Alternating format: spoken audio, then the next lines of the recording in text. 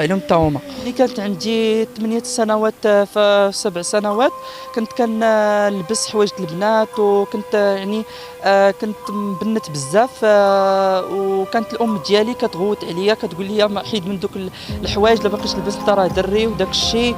المهم انا ما كنتش نتصنت ليها، والاب ديالي كان يعني كان كيغوت عليها كيقول لها خليه يدير اللي بغا شغلو هذا. سميتها لقيت ليه جيت لاكادير جلست هنايا، تعرفت على واحد السيد كبير في العمر، عنده المهم كبير في العمر، وقال لي غادي يخدمني، قال لي بزاف د الحوايج بانه غادي يعاونني وداك الشيء ويوقف معايا. لكن للاسف بدات يتحرش بيا وداك الشيء.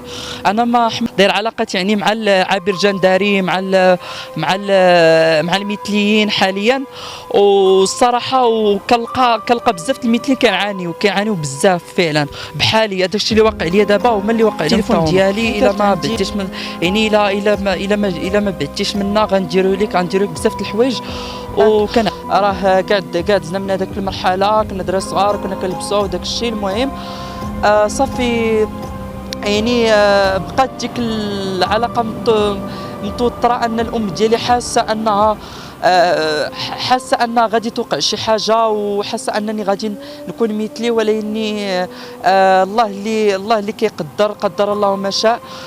ماشي انا اللي اختاريت انني نكون مثلي، وحتى شي واحد ما اختار انه يكون مثلي. فقط خاصنا نفهموا الظروف ونفهموا علاش داك الانسان ولا مثلي، وعلاش ونعرفوا الظروف ديالو، ونعرفوا بزاف د الحوايج قبل ما نحكموا على الناس. السلام عليكم، معكم احسان، 18 سنه، من مدينه الرباط. كنت في مدينه مراكش. كان كيتعدى عليا الاخ ديالي وحبسني لمده شهر، يعني ما كنتش كنخرج نهائيا. البلاصه الوحيده كنت نخرج لها هي كنخرج مثلا للحانوت اللي قريب لدارنا صافي.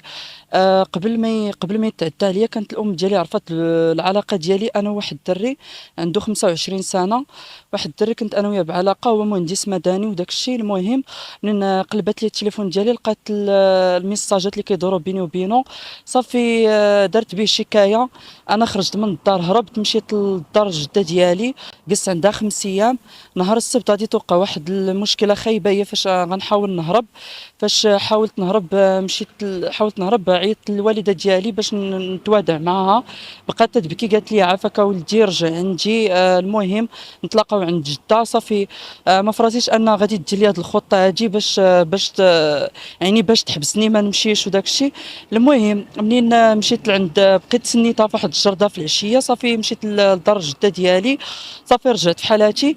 المهم هو يجي الاخ ديالي يقلب لي التليفون. من انا حاولت ما نعطيش التليفون بقى كيضرب فيا على الوجه تاعي، ضربني من جهه العين والمهم يعني تكرفس عليا بزاف. صافي حبسني قلت لكم كما قلت لكم في الاول، حبسني مده شهر. من بعد حاولت انني نهرب، مشيت لمدينه الدار البيضاء مع ديك الوحده وسبعة دقائق. وصلت تما للدار البيضاء المحطه ولا زيان حتى لديك 4 وشي حاجه بحال 4 و7 دقائق للفوق. المهم منين وصلت انا لمحطه ولاد زيان، من محطه ولاد زيان مشيت حتى لاكورنيش ديال الحسن الثاني على رجليا حيت ما بقاش عندي الفلوس. مشيت تما وصلت لاكورنيش ديال الحسن الثاني، عيطت للعمه ديالي. المهم كاينه تما في الدار البيضاء، قلت لها غادي راني جيت وحلت هنايا. بقيت عند العمه ديالي يومين، من تما ثاني زدت عند الاخت ديالي كاينه في كازا من با، جلست عندها تما ثاني يومين. من تما ثاني عيطت للاخ ديالي من با، كاين بني ملال، بقيت عنده تما واحد 15 يوم. صافي منين حاول الاخ ديالي من الاب ديالي حاول انه بيرجعني لمراكش ناوي انه يصلحوا داك الشيء، لكن التهديدات كيوصلوني. المهم مشيت هربت، مشيت من ثاني من بني ملال حتى لكازا، رجعت لكازا. ومن كازا ثاني مشيت حتى لوجده، يعني ما لقيتش كار اللي كيدي حتى سميتها تيدي حتى لوجده من بني ملال. خديت كار من الدار البيضاء، مشيت حتى سميتها مشيت حتى لهادي الوجده. تمايا بقيت تمايا واحد تما في الزنقه في المحطه. صافي مع 6 الصباح مشيت في حالاتي لسميتها لبني ملال ثاني. من بني ملال ثاني مشيت تلاقيت تما مع الام ديالي. مشينا لمراكش. لقيت الاخ ديالي مشوهني، الاعمام ديالي مهدديني. لقيت المشاكل بزاف تمايا في مراكش. البوليس ما داروا معايا حتى شي حل، حتى حد ما دار معايا حل. صافي وانا نجي لأكادير. سميتها قلت ليه جيت لأكادير جلست هنايا، تعرفت على واحد السيد كبير في العمر، عنده المهم كبير في العمر.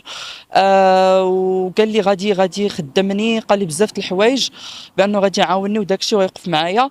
لكن للاسف بدات يتحرش بيا وداك الشيء، انا ما حملتش داك الشيء، صافي هربت، مشيت في حالاتي، قلت لي غادي نمشي في حالاتي، مشيت في حالاتي وجيت لهنايا هادي سميتها الزنقه.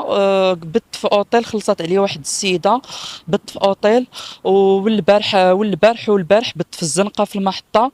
سرقوا لي الحوايج تاعي، سرقوا لي لقيت الصاك، سرقوا لي شي حاجه منه. يعني دابا حاليا والجمعيات ما يعني ما داروا معايا حتى شي حل. وكنتمنى زعما شي واحد يوقف معايا، لانه فعلا كنعاني بزاف، وماشي توصلوني تهديدات وبيت من الشرطه والسلطات انها دير معايا شي حل، لانه راه كيوصلوني تهديدات بزاف.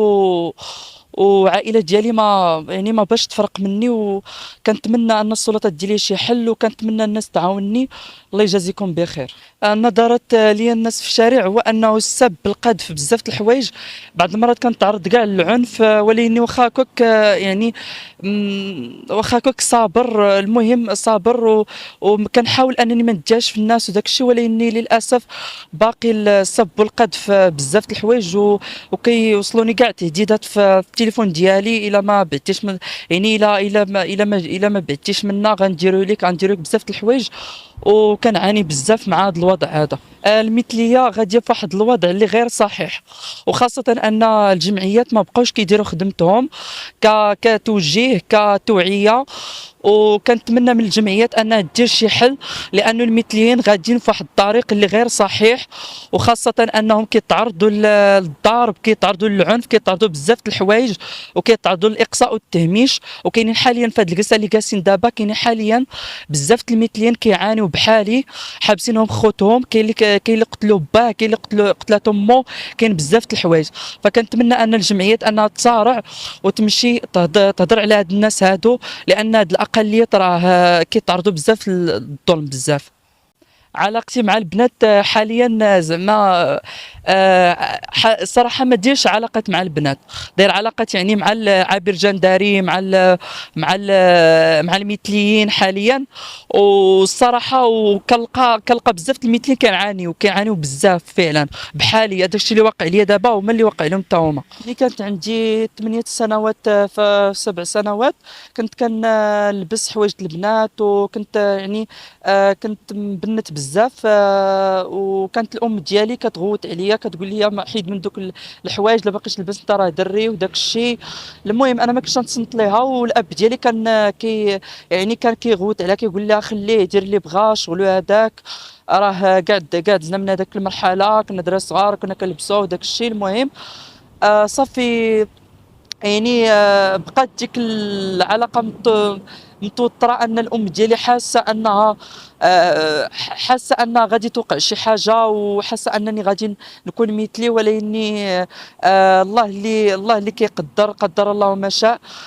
ماشي انا اللي اختاريت انني نكون مثلي، وحتى شي واحد ما اختار انه يكون مثلي. فقط خاصنا نفهموا الظروف، ونفهموا علاش داك الانسان ولا مثلي، وعلاش ونعرفوا الظروف ديالو، ونعرفوا بزاف د الحوايج قبل ما نحكموا على الناس.